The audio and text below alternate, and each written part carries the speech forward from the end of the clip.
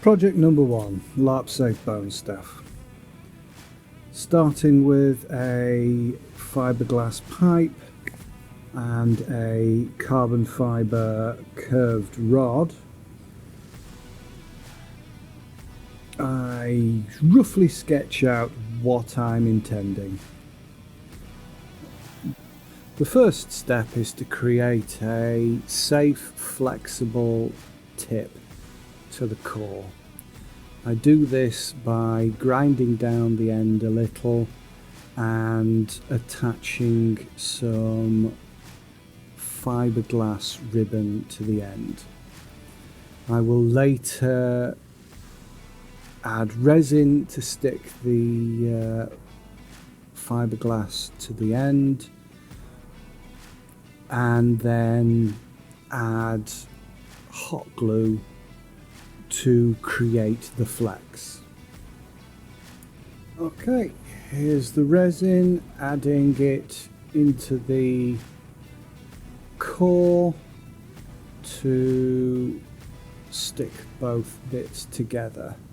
I'm just adding a little bit of fiberglass ribbon to reinforce it.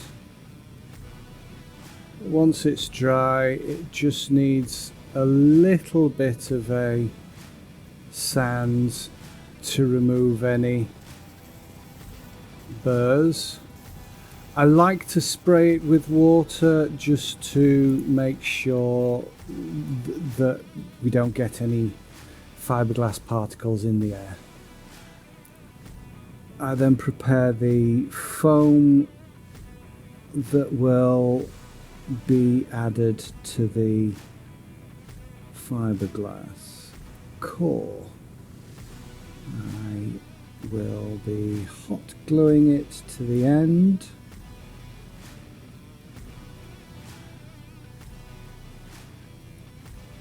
And adding contact glue in a short while. This will be a little bit more difficult because of the curve. Normally with straight cores you can just easily roll it around, but as you can see, front and back, and there we go. Fortunately, you can be a little bit aggressive and the foam will flex around.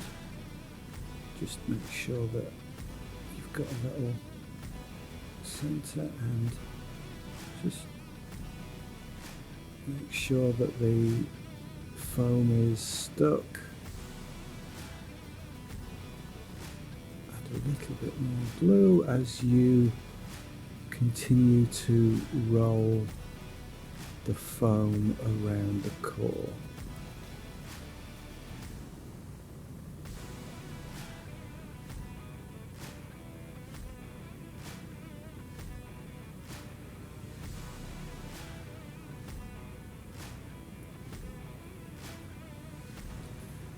I'm using 5mm thickness foam here,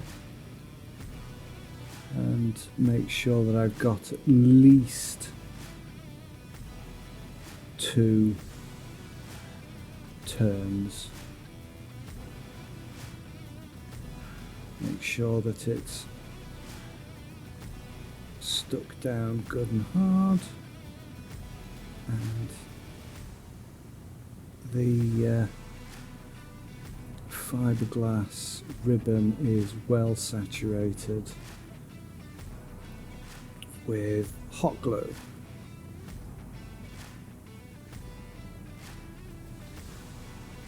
That way your tip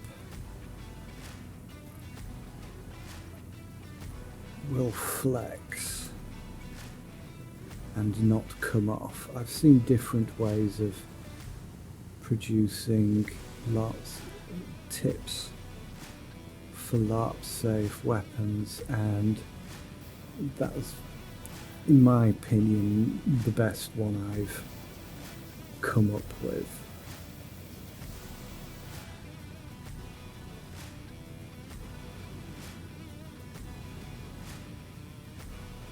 When you're wanting a curved bit of foam, you can either get a big thick bit of foam and heat it up with a hot gun and bend it, or like I've done here, make it out of several layers glued together in a curve.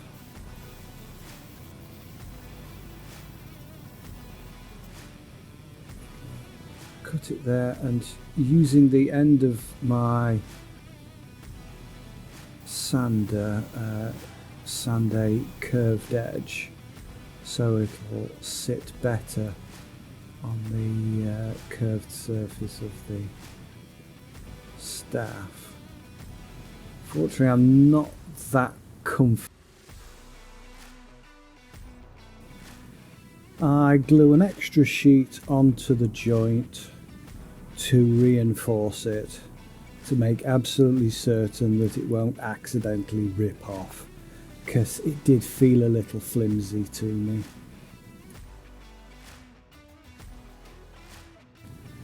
You can cut off the excess and make sure you sand down the edges. This will not be seen on the final project, so really all you need to do is hide it. Next, we're going to start off with the base, which we're at the bottom, and since we're carving the ends of the bone, we need to make it stick out a little.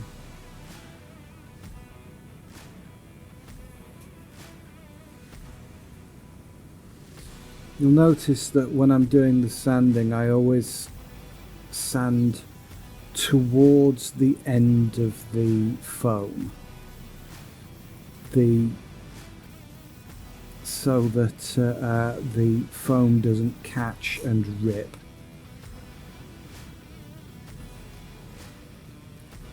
Likewise with the rotary tool, because it's rotating in a specific direction, you don't want to be sanding in a certain way. That's why you'll see me kind of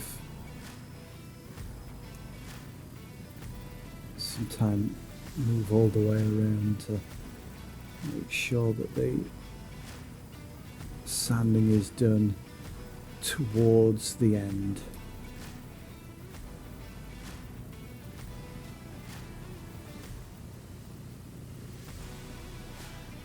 This is where two ends of the bone meet.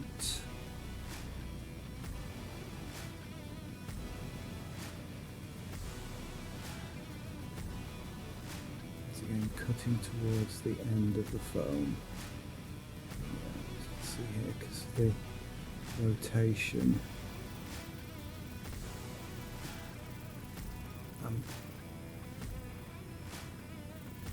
see, sort of turning the entire prop around and towards the end.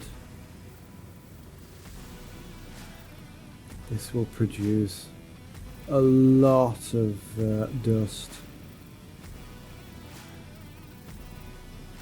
All the dust in the world.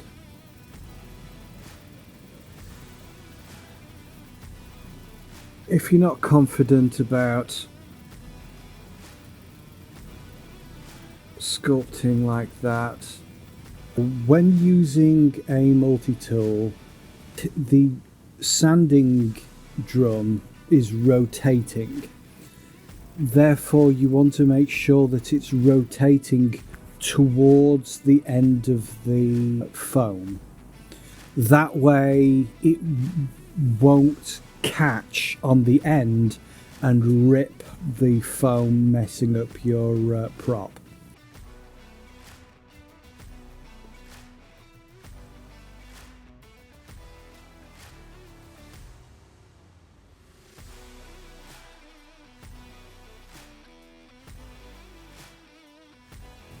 We're working on the spinal column now, and for each vertebrae,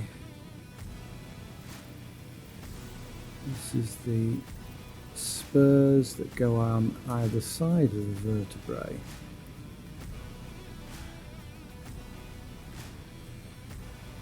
If you have a close look, I'm not slavishly making every single one exactly the same shape and size.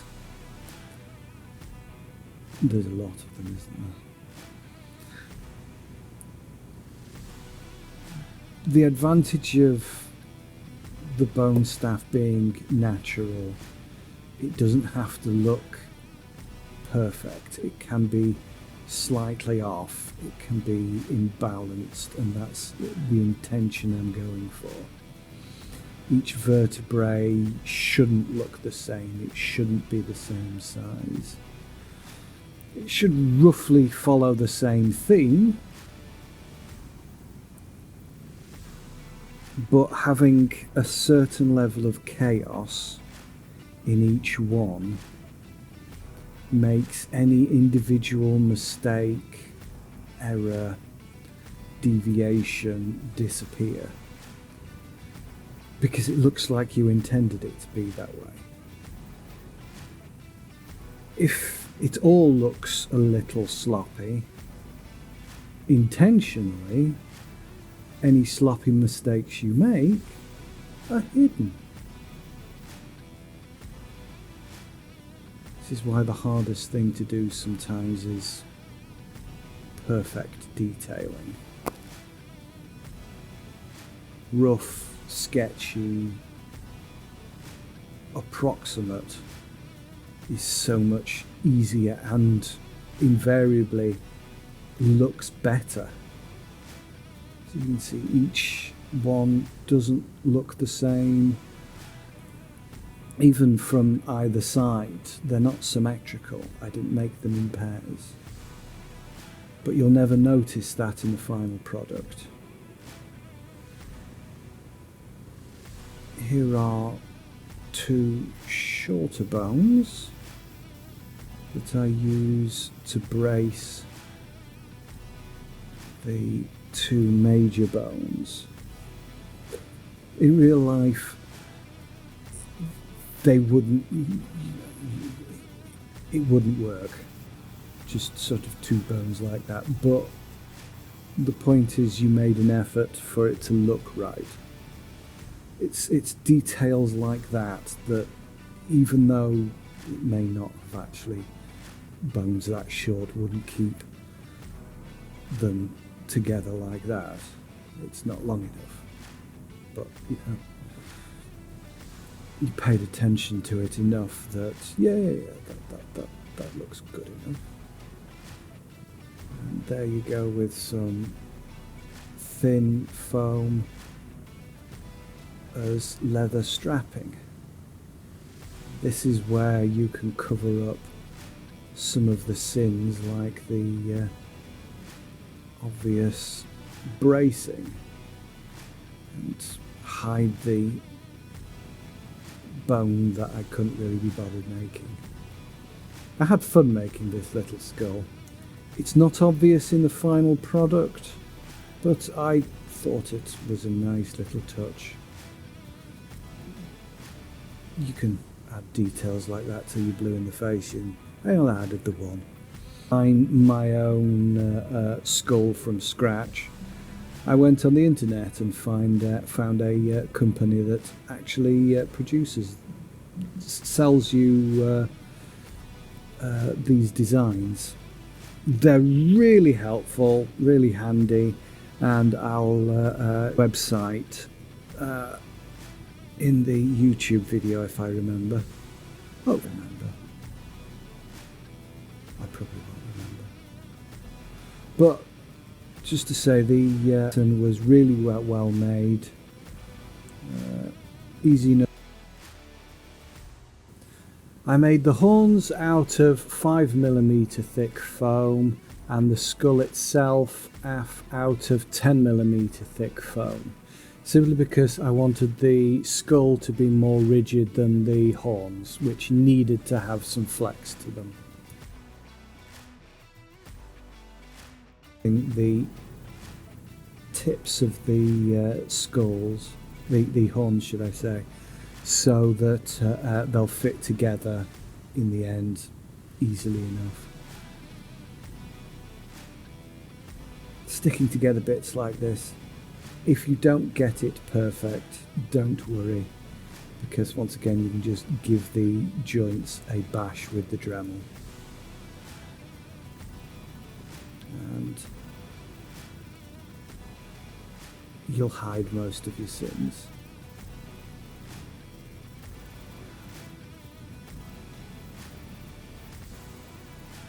Because this was quite a detailed build,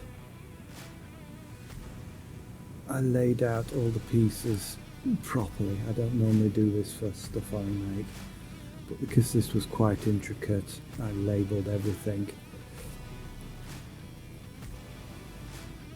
to make things easier.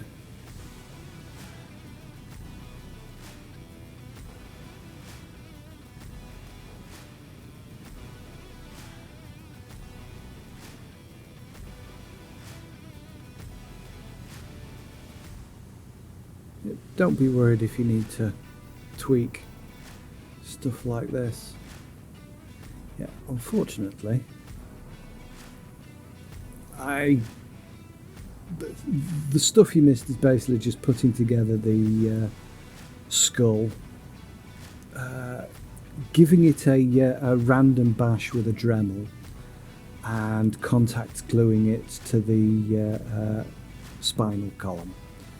I then filled the skull itself with some expanding two-part glue, foam glue. I filled it with some two-part expanding foam, which worked really good to fill the majority of the skull's area and hold the spine in place, and added more bits of leather strapping. Here is me putting on gluing in a loop to the bottom so I can hang the piece later on. I covered the entire piece with contact glue that was slightly diluted with thinners. This allows the latex to better stick to the foam, and now goes on the latex, coloured black to make it easier to see what parts need painting. Using a foam brush. Foam brushes I find are better for this part because they have a habit of painting a lot better. And I used a small cheap plastic brush for filling in the details and parts that I couldn't reach with the brush. I painted 2 layers of black latex before the dunk coats.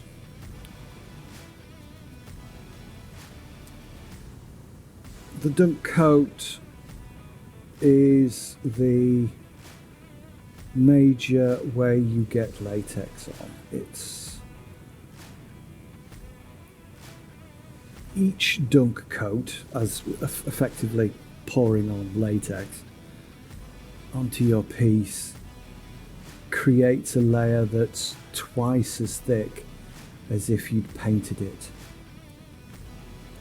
And you don't want to try and paint thickly, because your layers will be uneven that way. By using just pouring it on, it tends to get quite even that way. But you will need to blow off excess and any this does inherently lose much of the fine details, but it will ensure that you have a thick layer of latex protecting your LARP weapon.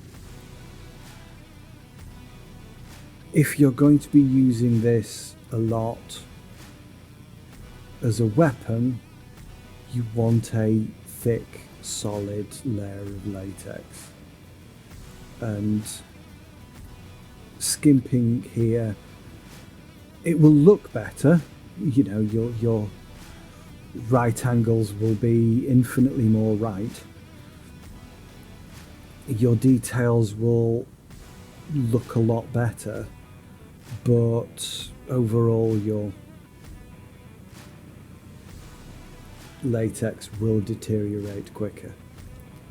As you can see, there's a load of bubbles that you need to catch. We have more missing video. I sprayed 2 layers of brown paint onto the project. I did record it, honest, I just lost it. I also masked the leather strapping.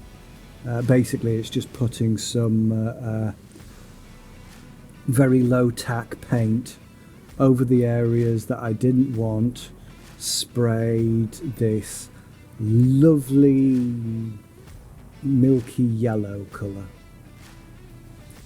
Next I dry brushed it in the highlights because it came out a little bit more yellow than I was hoping. I went over everything lightly in white. The dry brushing technique is basically getting an ordinary brush, covering it with latex with white paint, and then rubbing off most of the paint on a kitchen towel, so that only the highlights and bits of the I then dry brushed over it again with projects were covered in white paint, or white latex paint should I say, slightly off-white coloured latex. I then dry brushed the base of the horns brown, and now I am airbrushing the entire project black, or at least in the crevices, to add shade and shadow here and there. It does look a little bit cartoony at this point, but trust the process.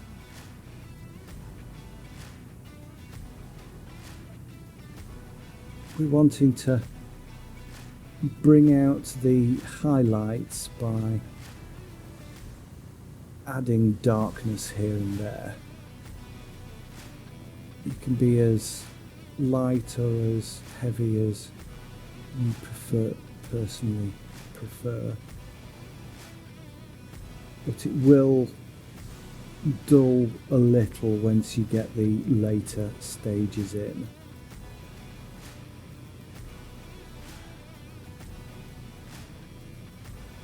This is to highlight certain areas and give us more of a contrast, because at the moment it looks a little flat, so adding the darker areas gives it more of a three-dimensional feel. Go in the cracks, it's just to emphasize certain details here and there. Just trust the process. I think I know what I'm doing.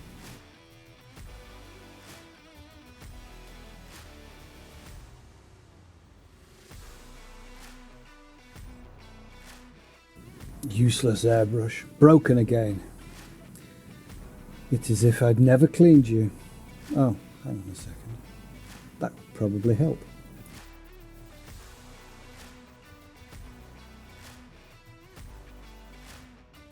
Looking back at this, my airbrushing looks so, well, splodgy and bad. But in the end, no one will notice. Seriously, it gets lost. It gets smoothed out and isn't as bad as it looks. Well, to me anyway. Well, it is bad, but you know, it'll do. The final coat always their Isoflex Special Primer. It's hideous, toxic stuff.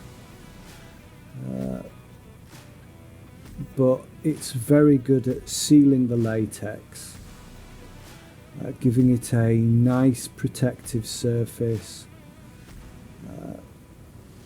It does give it a bit of a shine, but it does highlight the details.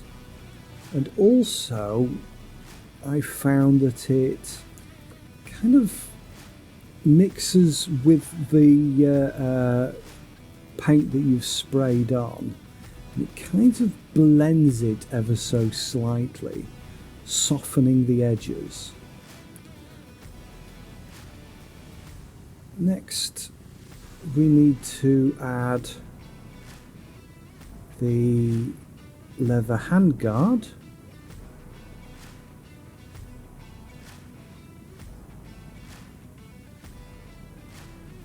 So we cut out a bit of leather.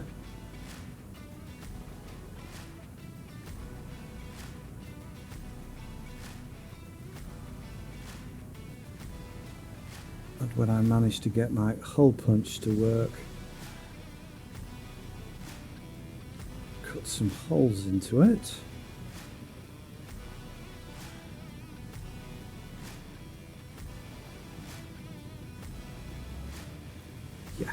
Using the clips is always a good idea to do when you start this part, not halfway through.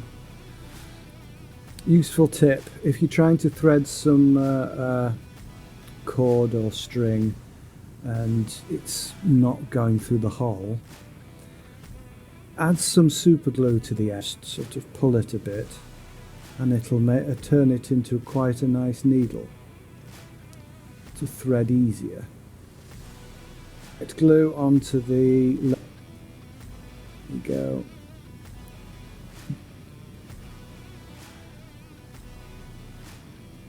If anyone knows of a way to sharpen a hole punch, I'd be very grateful to find out. My only alternative is buying a whole new one, and I'm a bit too cheap for that.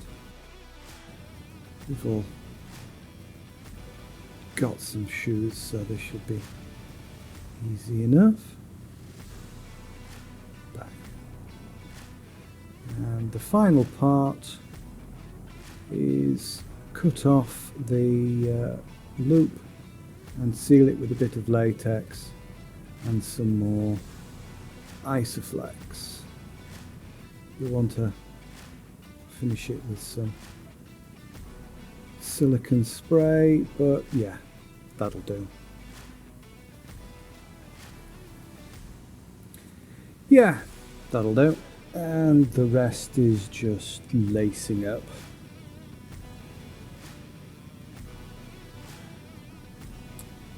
Easy enough, just make sure it's as tight as you can possibly make it without the inner piece of leather bubbling at all.